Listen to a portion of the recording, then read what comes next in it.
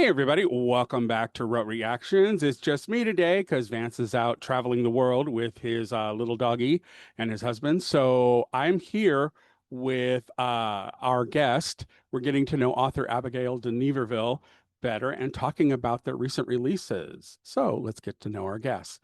Abigail de Niverville is a Moncton-born author living in Toronto, Ontario. Actually, I should say Toronto. Huh. She Yeah. graduated from the University of Toronto in 2017 with a Master's of Composition. While studying music, Abigail would escape the daily stresses of university life by writing stories and novels. Her experiences in the theater, performance, and production often influence her creative works. She continues to dedicate her free time to writing novels, poetry, and songs. Abigail, welcome to the show. Thanks for having me. So that's quite the little bio there. So tell me about how you got your start in actually writing, to take your mind off of your university studies, because music major here too. I get it. I know what you were up against. So Oh yeah. yeah. So how did that whole thing start? You want to kind of explain it for our viewers and listeners? Yeah, of course. So I started writing creatively when I was pretty young. Like I think when I was 10 or 11, I started thinking about writing novels, which obviously when you're that young, you can't actually do it. But I did write a lot of beginnings of things Well, there you and go. yeah, it was really fun. I started out writing fantasy stories mainly. Like I was a big fan of Lord of the Rings growing up and Narnia and all that. And then when I was in high school, Twilight was really popular, so I read that. And from there, that was kind of like the bridge to be starting to read contemporary stories about everyday life. And I got inspired to write my own because a lot of books took place in the States back then, even books by Canadian authors, they were all taking place in the States. So I thought I would write a story set in my hometown. Yeah, And I love that. yeah, so that was fun, but obviously, I decided when I graduated that I would go on to do music because that was like my main interest at that point, and I still enjoyed writing, but it was like a hobby type thing. So, but when I was in my music program, it was obviously very stressful, very time consuming, Hmm. and I needed to do something to unwind. So I started working on what became I Knew Him. And every so now and again, I would take it out and work on it some more. And it went through a lot of different revisions before finally, when I was in my master's program, I settled on the story that I wanted to tell. And eventually that was published. So, are you a pantser or a planner? I was a pantser for the longest time, but now I have to have some semblance of a plan. Like, I guess I'm kind of like in between, like a plantser, Yeah, as yeah. people call it. So I do have like a vague idea of what I want to do. I write down bullet points, but then sometimes how I get to each point changes as I'm writing. Okay. So let's talk about I Knew Him. This is a re-release of that book, right? Yes. Okay. And what should we know about Julian and Sky in the story? What type of story is it, first of all? And then let's go down that garden path and let me know what our listeners and watchers know about them. Sure. So it takes place in New Brunswick, where I grew up. And Julian is in his last year of high school.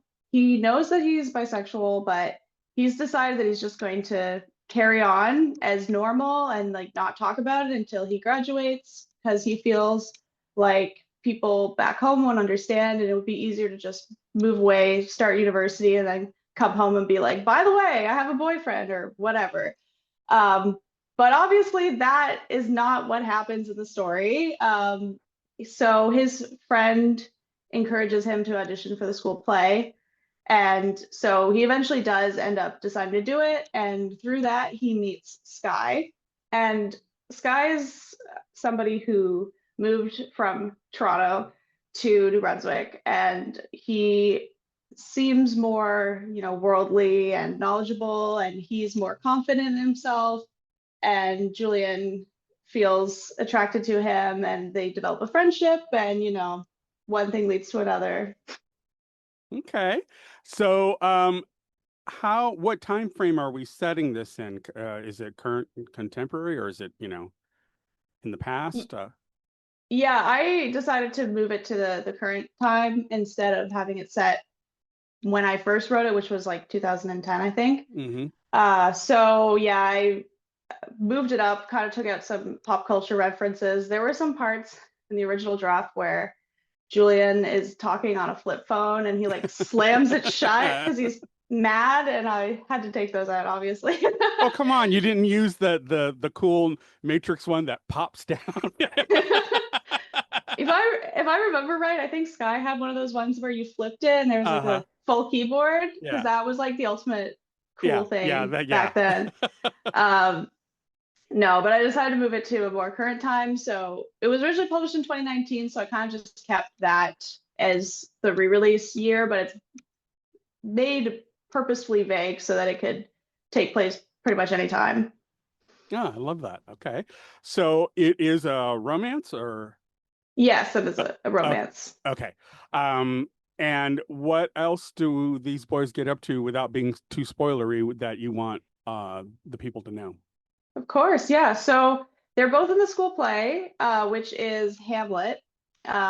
So Julian ends up playing Hamlet, and Sky ends up playing Horatio, and they have to spend a lot of time together. Like Julian especially is kind of worried about the Shakespearean language part and getting it right. So Sky offers to help him, and that gives them the opportunity to get to know each other better and hang out. And eventually they start hanging out outside of the excuse of Yeah, they working on were the play. running their lines. Exactly.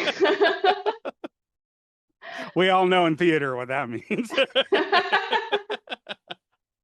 Okay, and now is there anything else about it you want people to know before I move on to the next one? Yeah, I just want to say that if you have read the original published version back in 2019, this one is a bit updated. Like the language has been updated. I pretty much rewrote everything, They just to got give phone it. upgrades, we know that.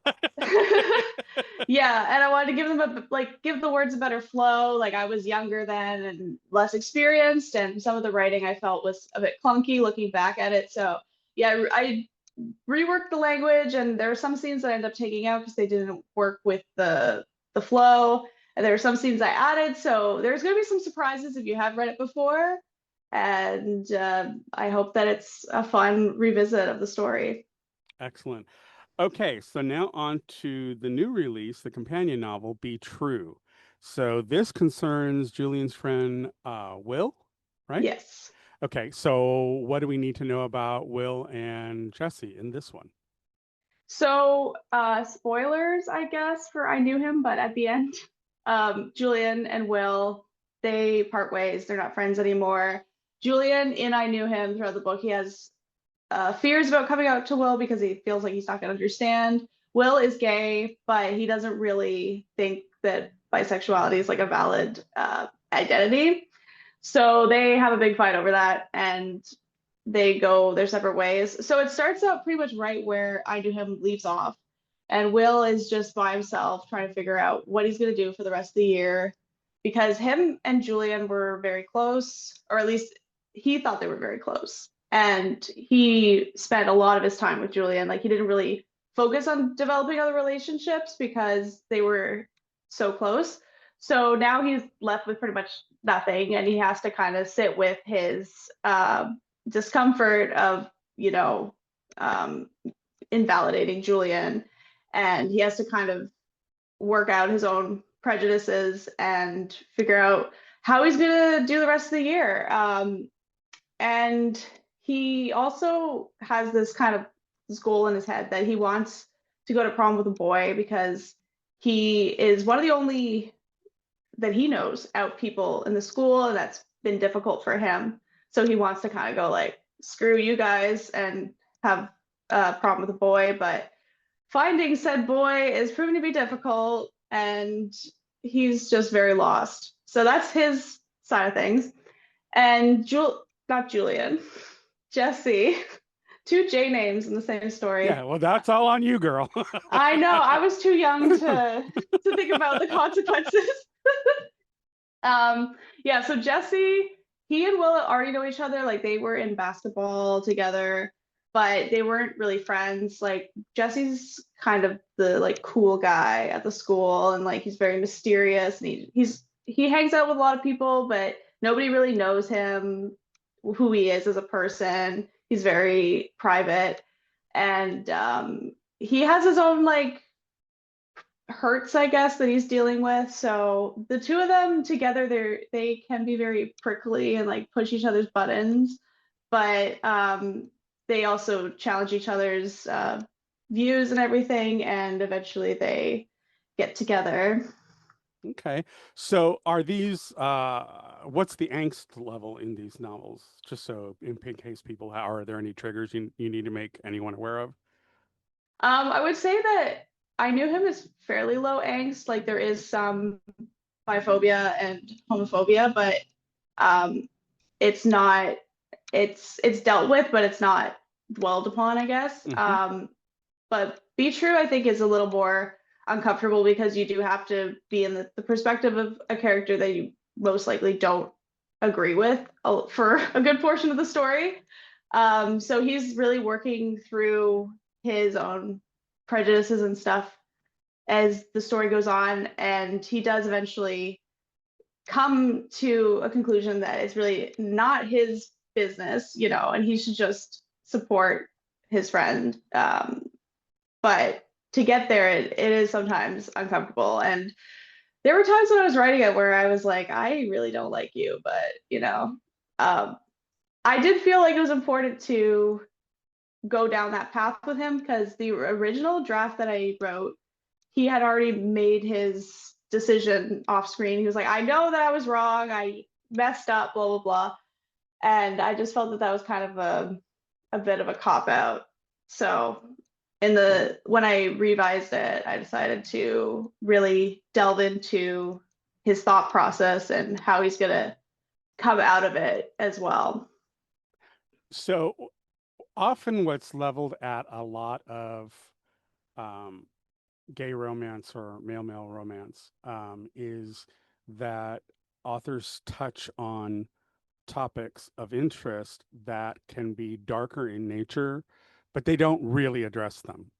One of our main complaints, I do a reaction portion of our channel with another queer author who lives down in Mexico, and he grew up in Mexico, and he often hasn't been exposed to a lot of queer media, and so we watch a lot of things. And girl, we caught fire for Heated Rivalry. Nobody liked our reactions. Oh no! Yeah, because as queer men, our standards are a bit different than what a lot of heterosexual white women predominantly write about us.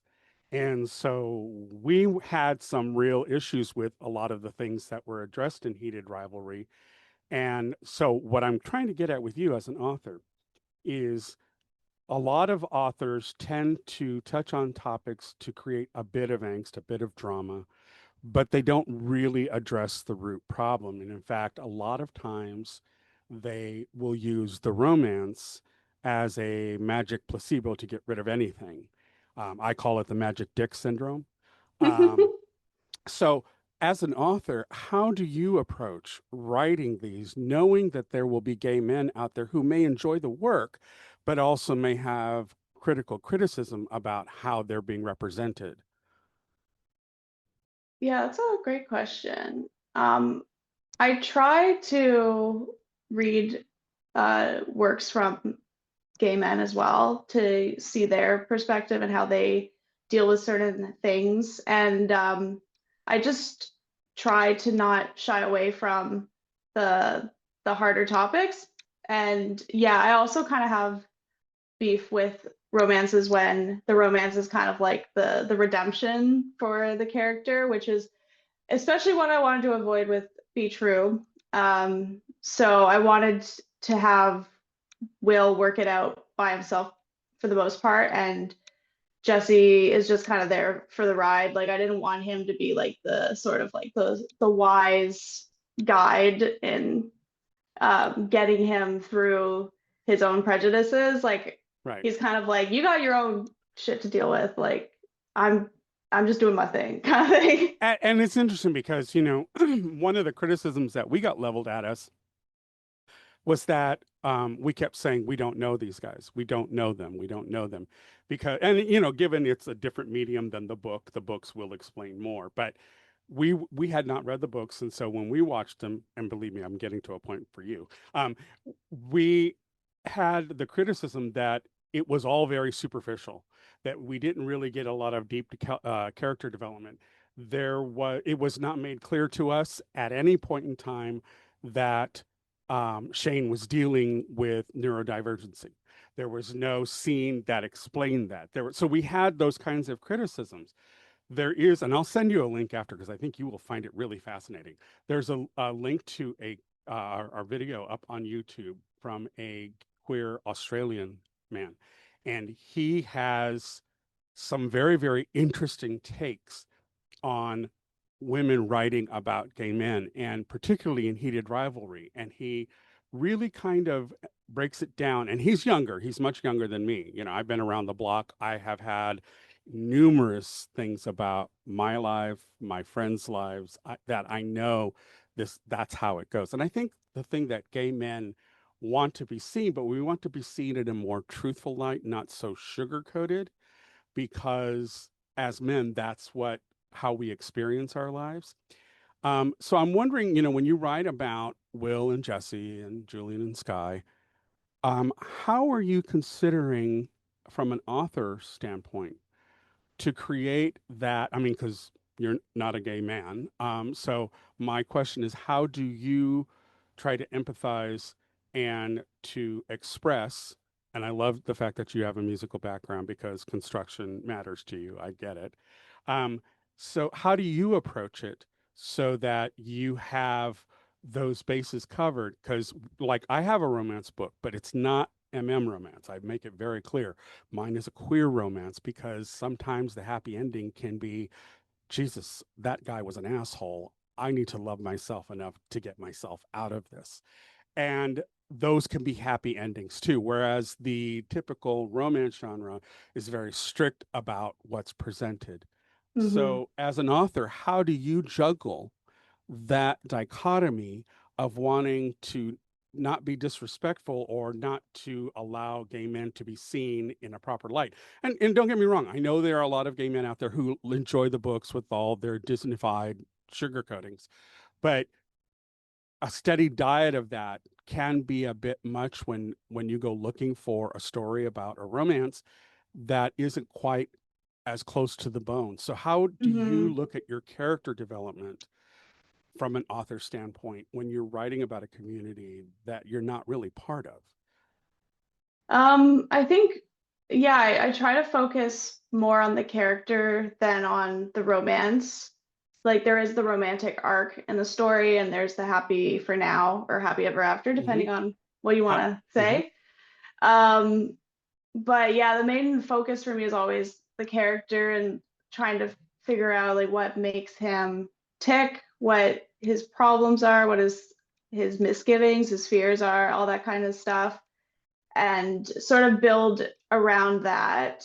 And yeah, the thing that I was always concerned about with the romance was I was trying not to make the other character, the romantic interest, be like the answer to everything, because that happens a lot in young adult romance, and especially with queer romance, but also with heterosexual romance as well. Like it's kind of treated as like a band-aid slapped on. So I am aware of that. So I try not to do lean into that too much. Like the character to, I want both characters to exist on their own and to have their own worlds and interests and things outside of each other.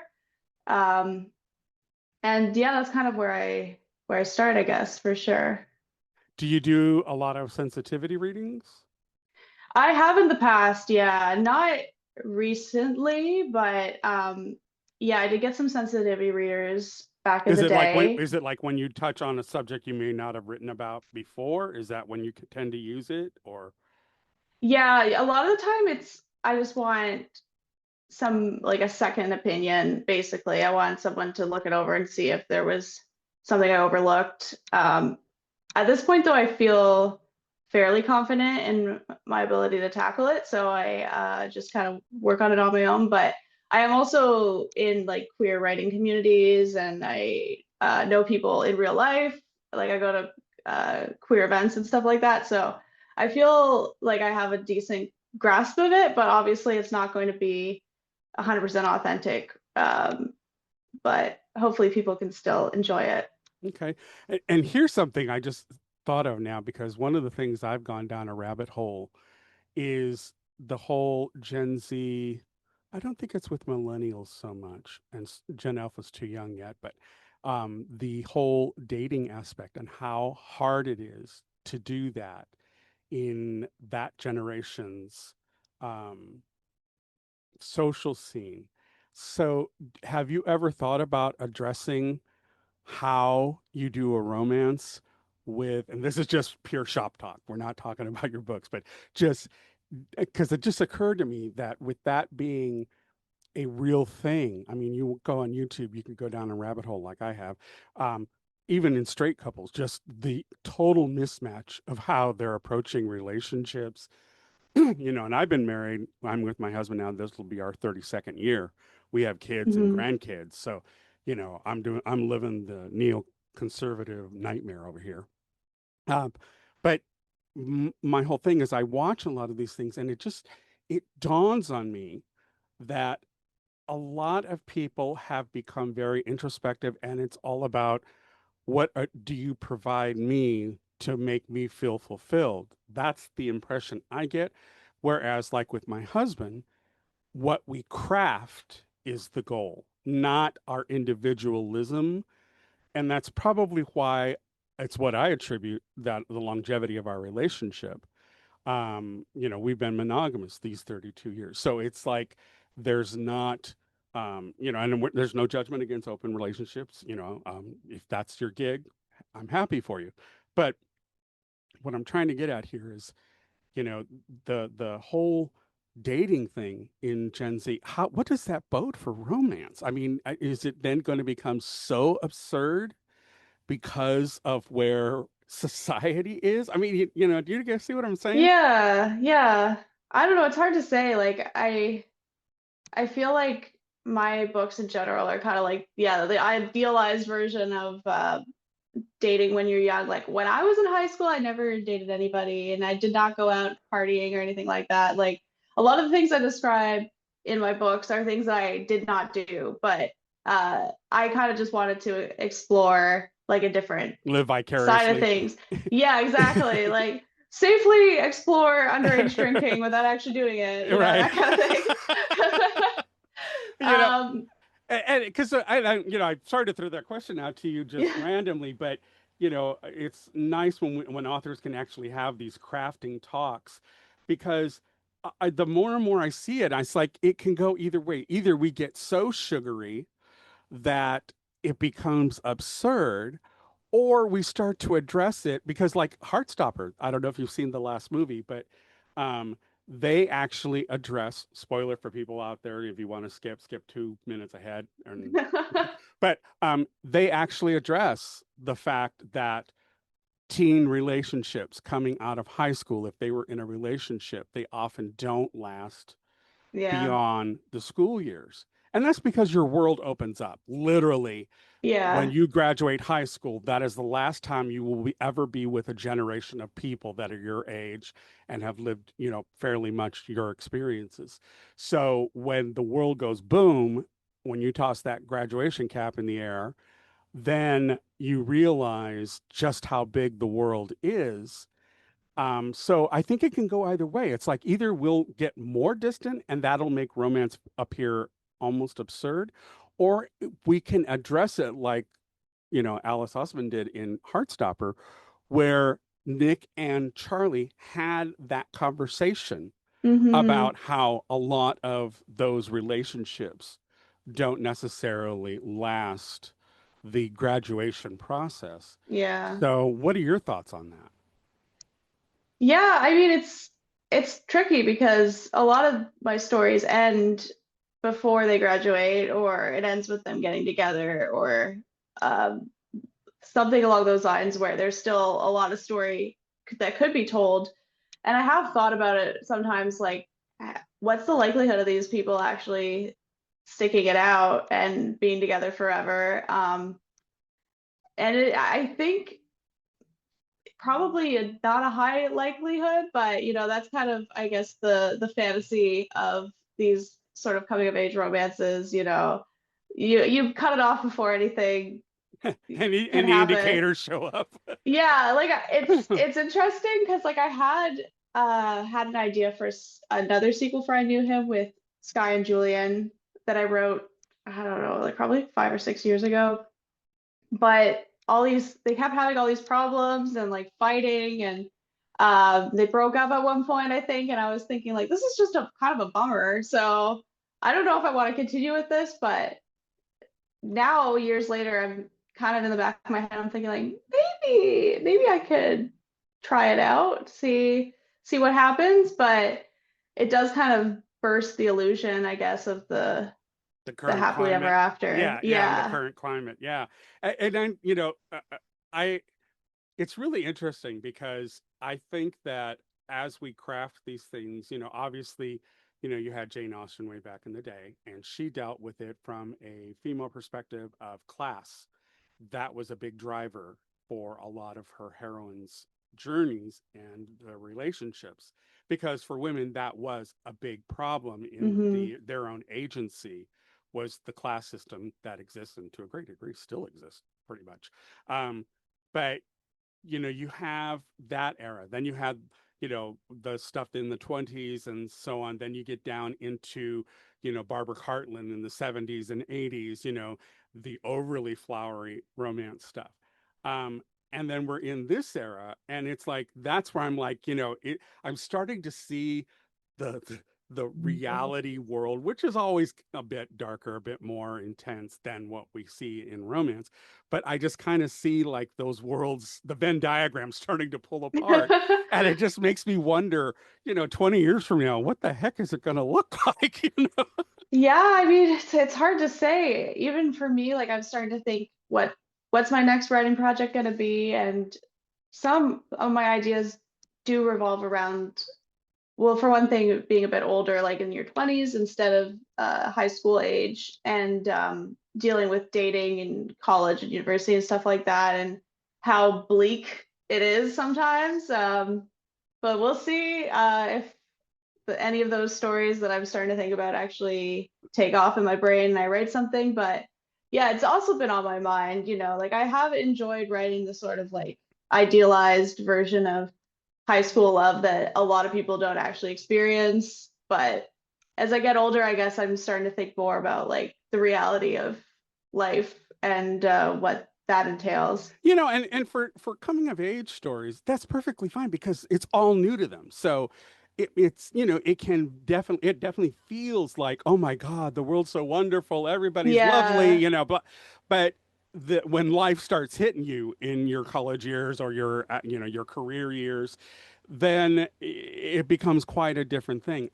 I will say, I don't know if you've ever heard of the author T.J. Klune. Yes. He writes some really amazing stuff, and I always loved that he actually, in a book that he wrote with his then boyfriend, who has passed, he actually wrote a story about a couple of boys who met when they were younger, but then the story is about the end of their lives. And Oh, cool. I found that really fascinating because it's kind of like you got all the stuff that had happened within, and it's a short story, so he writes it really concise, but it's beautifully written. But what I'm bringing up here is, maybe one of the things that romance authors can do to kind of provide that is look at queer relationships down the road and Yeah. what those, because my husband is 16 years my senior, and I'm the first year of Gen X, and so it's like I'm dealing with end of life or life issues as they're coming at us, over the hump, because Yeah. I'm now in my sixth decade. And so it's like, I was there for all of the stuff in the 70s and 80s, going through, I've lost friends, so all of that stuff is my fodder for writing. However, I think there's not enough representation. We do get some, you get like, well, the film Supernova. There's that one. There's also My Policeman dealt with the latter part of the relationship as well. So Hmm. you have these queer works that do address it, but maybe that is a path for romance writers to talk about the longevity of a relationship and what that can be, because I think that's what a lot of younger queer people don't know if they can allow themselves to believe. Yeah. I mean, don't you think? Yeah, definitely. There, yeah, with romance especially, a lot of the times it ends once they get together and that's it, you know. But that's like I guess a genre convention. But it can be a little, I guess, limiting too, because there's so much left of their lives to think about. And yeah, I mean, as I get older, I feel more and more distant towards my high school years because it's been longer for me than it was when I was, 25 and the book originally came out. And yeah, it has got me thinking like, do I want to continue writing about teen angst when, that's not, I mean, I still remember it, but it's not as fresh as it was Right. even 10 years ago. Yeah, and yeah, it's like thinking like, do I want to move on to talking about a different age group or do I want to do something completely different? It's all been You on know, you my you have mind you recently. yeah, you have like that instance in Heartstopper where Charlie and Nick are not communicating, and then an older couple comes in, and he's able to see something in that longevity that Yeah, says, you idiot, this is what you're working towards, not what's currently going on. And I think it's a great awakening. It was just a simple way that they showed Charlie a path and what was truly important in that moment. And so I think generationally, as authors, we should use those tools as well to fully flesh out. And I think it doesn't add sugar. If anything, I think it's more comforting. You know what I yeah, mean? That oh, all of that is possible. All of that I can achieve. It's just how badly do I want it? You know, yeah, and that can be an introspective character thing. You know? yeah, definitely. And it's reminded me actually, like, there is a small part in I Knew Him that's kind of along the same lines, like, not really spoilers, but Julian's dad is gay and Hmm. he and his mom separated and he moved away. And so Julian in the book does go to see him briefly and he meets some of his friends who are queer for the most part. And yeah, it kind of gives him perspective, like, this is something, this is not just like a high school thing, like, Right.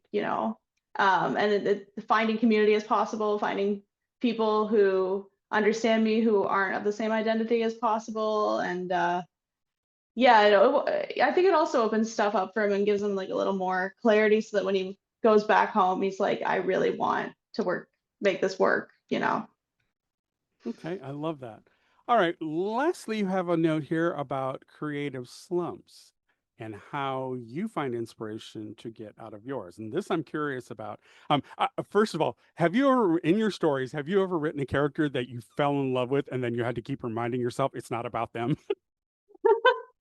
Um, I don't I don't know. Like a lot of the times I think I really like my protagonists and Yeah. like I really want to write about them. But I think at times, yeah, I think Sky especially, there were a lot of times where I was like, I want to write from his perspective. I want to do this, I want to do that. But I can never like flush it out enough for it to be a full story. But yeah, maybe do a short story It or just, something. it's always interesting to me. Sometimes, just randomly you'll write a side character and they've got enough quirks that it makes it fun to write, and so you Yeah, kind of, and yeah. then I kept having this one character pop in. I'm like, okay, obviously I like what's going on with him, but it got to the point where I had to keep reminding myself, okay, he's not the focus. And so I just often ask other authors if they ever have that incident where, you have a character that just there's something magical about them. They're not the focus, but they provide enough spice or enough, sass or whatever that it just hypes up the writing. It punches it every now and then. And then as a creator, I when I find a character that goes me, that it's rather fun to keep writing about them, then you have to go, okay, but It's not about chill, chill, that. go have a coffee and chill. Yeah. So how do you get rid of your slumps? How do you find your way out of those? And do you consider them like me? I don't consider slumps a failure of any kind because I think it's just crafting in your head. Because I often still think about those things, even if I'm not physically at the keyboard. Is that how you see it? Yeah, that's how I see it now. But Ah, when when I was in the middle of it though, I felt terrible. Like I think part of it was also I was putting a lot of pressure on myself because you see all these people on social media, other authors doing all these great things like releasing a book a year or even two books a year. And here I am sitting like a year out of my last release, unable to do anything about it and just feeling terrible and all this stuff. And um, but yeah, looking back on it now, it took me a few years to really get out of it. And I think I was just really burnt out at the time. Like I released I Knew Him and I drafted a new book like within, I don't know, 6 months or something like that, revised it, published it. And I think that was just a lot at once. And I should have probably taken some time to smell the roses instead of just diving into the next thing. But it kind of, I kind of felt like I had to because that's what it looked like everyone else was doing around me. But yeah, I think what really helped me to get out of the writing slump that I was in was basically fixing the rest of my life. Because especially like during the pandemic, the lockdowns, I was working my day job, which was remote, thankfully. And then I was writing until I reached that moment where I just couldn't do it anymore. And I think just having my job, not my job, my life be all work, both regular pay and the hobby work was just too much. So I really just needed to stop and kind of fill out the rest of my life in a way that would give me a little more structure and a little more community. So as soon as well, the lockdown was lifted, pretty much, I started playing with an orchestra, and then eventually I started doing like dance lessons, and I got involved in community theater, and doing all these things instead of just sitting around feeling bad that I wasn't writing anything. And after a certain point, I thought to myself, I think I'm ready to get back into it and revise those drafts that were just sitting in limbo and rework I Knew Him and get that out the door. And yeah, I think that was the main thing for me was just kind of working on my free time and not focusing so much on work, work, work. yeah. Are there any authors that truly inspire your works or you feel inform your craft? Yeah, I think one of the biggest inspirations for me was Aristotle and Dante Discover the Secrets of the Hmm. Universe by the Sanchez. late, Yeah. yeah, Sanchez. I was very sad to hear of his passing.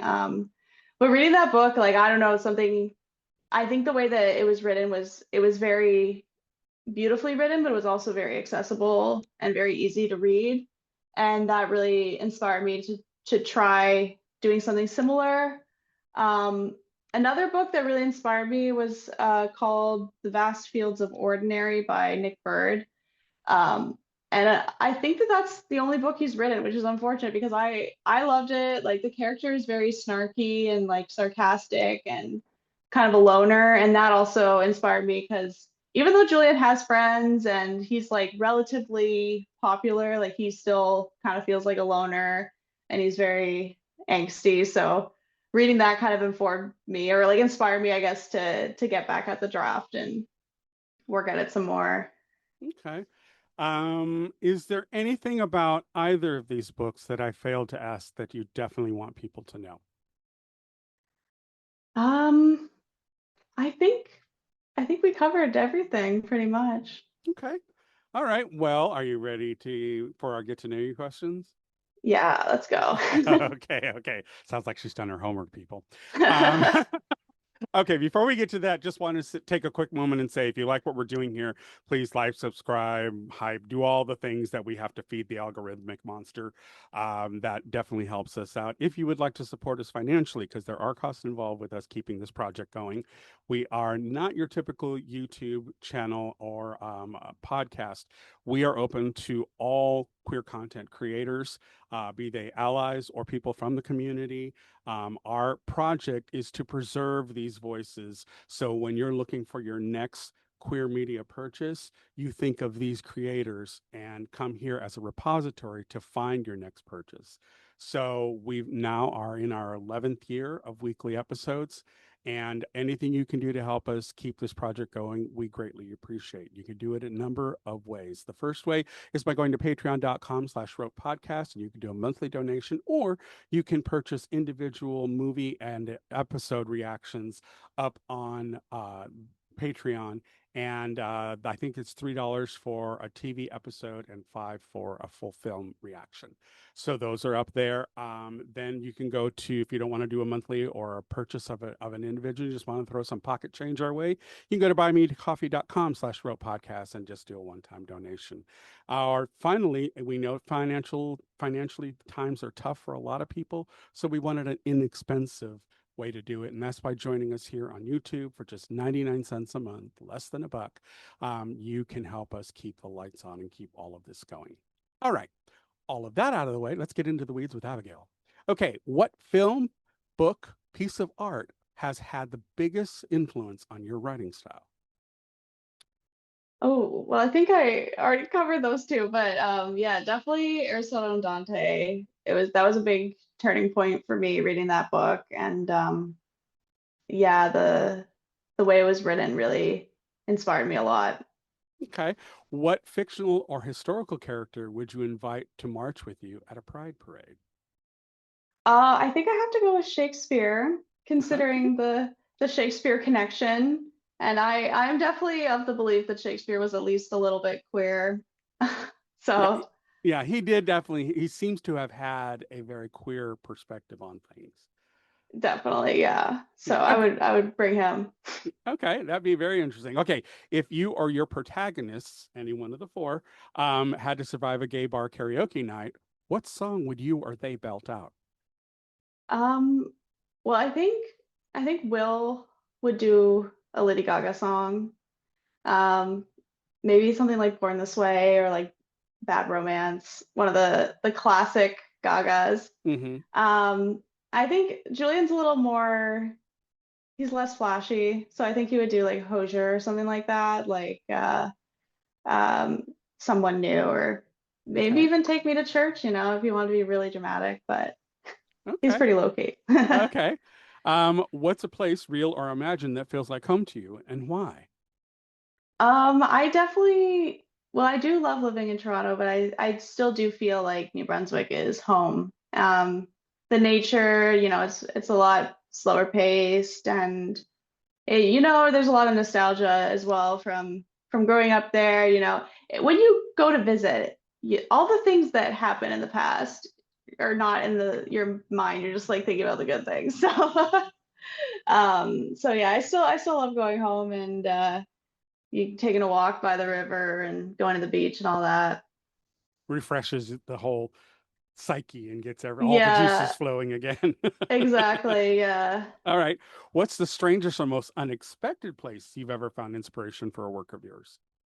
Um, well, I feel like it's weird because like a lot of my inspiration is very straightforward, but I did have an interesting moment recently where um inspiration took in a strange way. So I was thinking about what I was going to write next, and one of my ideas was basically this character moves to Toronto and starts a band, but I was thinking like I need something else to happen. Like there has to be some sort of a B plot or something like that. And then just randomly, I was thinking about I used to work at a suit store, and there was so much drama and like so many weird customers and just like weird interactions that I had. And like I would always tell my friends about this, and they would say like, "Oh, you should write a book about this." And I was like, "I can't just write a book about working at a suit store. Like that's not going to be very interesting." But I, I then I worked had I worked at a theatrical distributor who, we did lighting and all kinds of stuff.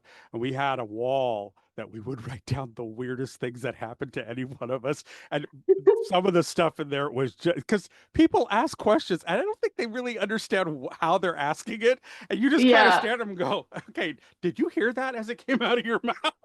Did you think about that first? Yeah. And Yeah, definitely that kind of thing. So I totally get it.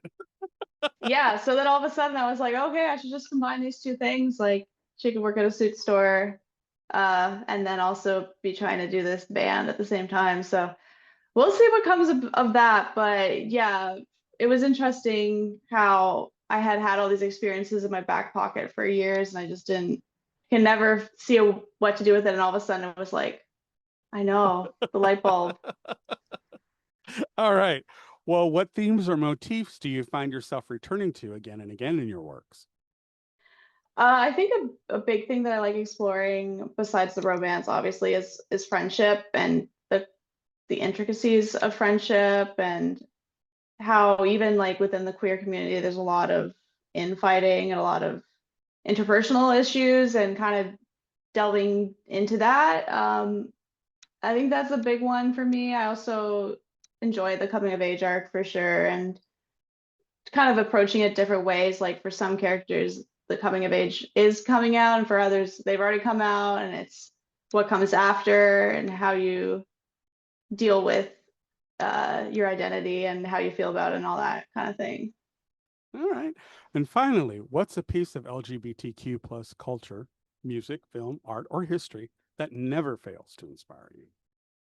I would say for me, it's theater, being amateur theater performer and it being a big part of my life, like especially musical theater. Like I love listening to show tunes while I'm working, and you know, it just gets the brain flowing for sure.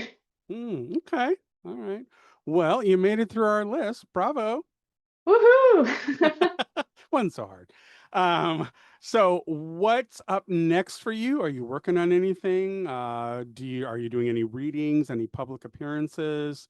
What's going on? What do you have on deck? And where's the best place for people to find out what you're doing?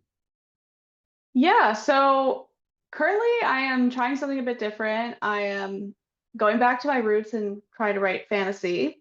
So I'm talking a lot about that on my Instagram page, talking about, my thought process, of getting to kind of switch gears a bit and what my work in progress is about and all that. So if that interests you, I'm on Instagram. That's where I'm most active. Abba Whale is my Instagram handle. Um, and I will be around in Toronto for sure. I have previously done some craft markets in June, so I'm planning on doing some more in the fall, hopefully. So follow me. If you're in the Toronto area and want to come say hi, I will post about the markets where I'm selling my books, and I also make little bookmarks and crafty things like that. Okay. All right. Well, any final words of wisdom before we sign off? Well, all I can say is my birthday is on August 15th, which I think is when this episode is airing. So if you want to wish me happy birthday, you can buy my books. There you go. There you go. Even just say hi on Instagram. That's also great. All right, everybody. Well, we'd like to extend a huge thank you to Abigail for being here. Abigail, thank you so much. We at Thank Written on the Edge you. are proud to introduce you to new media by queer content creators. If you enjoy learning about our new artists or hearing our thoughts on entertainment media, please like and subscribe so you get the alerts for all new episodes.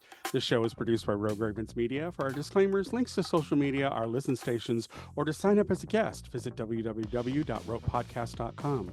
And tune in next week for your queer media fix. Bye!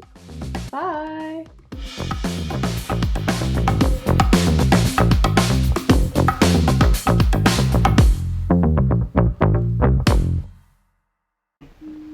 Oh, what's that?